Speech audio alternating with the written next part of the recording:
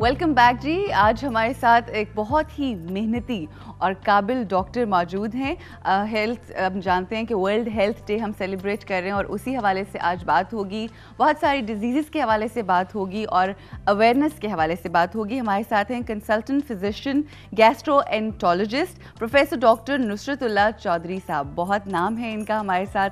Sir अस्सलाम वालेकुम, कैसे हैं आप? बिल्कुल ठीक ठाक हैं। आज पूरी दुनिया में वर्ल्ड हेल्थ डे मनाया जा रहा है। इसकी सर सिग्निफिकेंस के हवाले से हमें बताएं और ये क्यों मनाया जाता है, बुनियाद क्या है इसकी? पहले ये मैं बता देता हूँ कि ये वर्ल्ड हेल्थ ऑर्गेनाइजेशन है जो 1948 में इन्होंने डिसाइड किया कि हर साल एक ऐसा सब्जेक्ट जो है डिस्कस किया जाए जो पब्लिक इंटरेस्ट के लिए सारी दुनिया के लिए कॉमन हो। और ये 1950 में सबसे पहले ये मनाया गया था। हर साल इसका कोई ना कोई थीम होता है और इस थीम के तहत वो सारे के 4 माह 6 माह पहले ये शुरू कर दी जाती है। गवर्नमेंट्स को इतला की जाती है, गवर्नमेंट्स को इंस्ट्रक्शन दी जाती हैं या उन्हें गाइडेंस एक किस्म की दी जाती है। इस साल जो थीम है वो एंटीबायोटिक्स रेजिस्टेंस का है या एंटी माइक्रोबियल रेजिस्टेंस के बारे में है कि यानी एंटीबायोटिक्स जो हैं ये क्या हैं, इसमें रेजिस्टेंस कैसे डेवलप होती है, इसको करना कैसे है, मैनेज कैसे करना है। ठीक है। आपको मैं बताता जाऊं कि इस वक्त बेसिकली एंटीबायोटिक जो हैं प्रिस्क्रिप्शन पे मिलने चाहिए या मिलते हैं। ठीक है। विदाउट प्रिस्क्रिप्शन एंटीबायोटिक्स जो है इस्तेमाल नहीं होने चाहिए, लेकिन होते हैं हमारे लेकिन पूरे इंडिया में, हाँ। पूरे पाकिस्तान में, पूरे चाइना में बगैर प्रिस्क्रिप्शन के ये मिल जाती हैं। यानी कि 1/3 of the population of the world जो है बगैर ऑन दी काउंटर आप जाएं आपको एंटीबायोटिक्स जो है वो मिल जाएंगे। और सर आई एम सॉरी आपकी बात काट रही हूँ, मगर ना सिर्फ ये कि आप डॉक्टर के पास, वही बात है कि प्रिस्क्रिप्शन के बगैर लोग अगर ज़रा सा बीमार हुए तो वो खुद ही से अपनी सेल्फ मेडिकेशन स्टार्ट कर देते हैं। सेल्फ मेडिकेशन इसीलिए ना कि वहाँ से जब आप ड्रग स्टोर पे जाते हैं, फार्मासिस्ट के पास जाते हैं, वो प्रोवाइड कर देते हैं। बिल्कुल सही। अच्छा। और उसका नुकसान ये है कि इसका यूज़ जो है, इंडिजियस यूज़ जो है वो आगे रेजिस्टेंस को लेके आता है। बैक्टीरिया की एक करैक्टरिस्टिक है कि उस पर जब ये अटैक होता है एंटीबायोटिक्स का तो नेचुरली उसमें एक चेंज आने का चांस होता है। सही। वो चेंज जब आती है तो उसके अगेंस्ट वो एंटीबायोटिक फिर काम नहीं करते। इस वक्त जो सबसे लेटेस्ट है जो सुपर बग के नाम से है, इंसिडेंटली ये उसका नाम जो है that is new Delhi NDMI, new Delhi metallo आगे कंपाउंड्स के नाम हैं इसके जीन के, यानी कि DNA की चेंज जो है उसका सबसे पहले जो पिक हुआ that was the patient from the new Delhi. अच्छा, ठीक है। होता ये रहा है कि कुछ लोग हैं, इंटरेस्टिंग स्टोरी है। ठीक है। कुछ लोग इलाज के लिए ये कॉस्मेटिक सर्जरी जो बाहर मुल्कों में महंगी है, वहाँ के रहने वाले हमारे पाकिस्तानी या इंडियन, ख़ासकर इंडियन जो हैं, यहाँ से ट्रीटमेंट लिया, वापस गए, वहाँ इन्फेक्शन जो है डेवलप हुई तो पता चला कि ये जीन उसमें मौजूद है।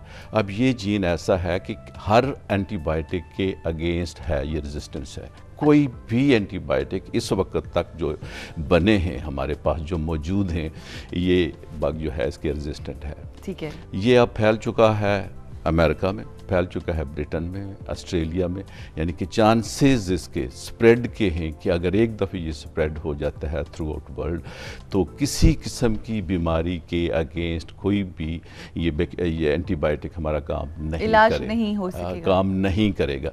यानी कि हम उस स्टेज पे पहुंच जाएंगे जिसमें जब अभी कोई भी एंटीबायोटिक ईजाद नहीं हुआ था, यानी कि 1920 में हम वापस चले जाएंगे जी। अच्छा। इसकी इतनी इसकी इसका ज़रूरत है। इसका हल क्या है? इसका हल यह है इसीलिए कि ये दिन मनाया जा रहा है। और स्पेशली ये थीम लेकर, इसीलिए एंटीबायोटिक के हवाले से नंबर 1 कि गवर्नमेंट से इस चीज़ को कंट्रोल करे।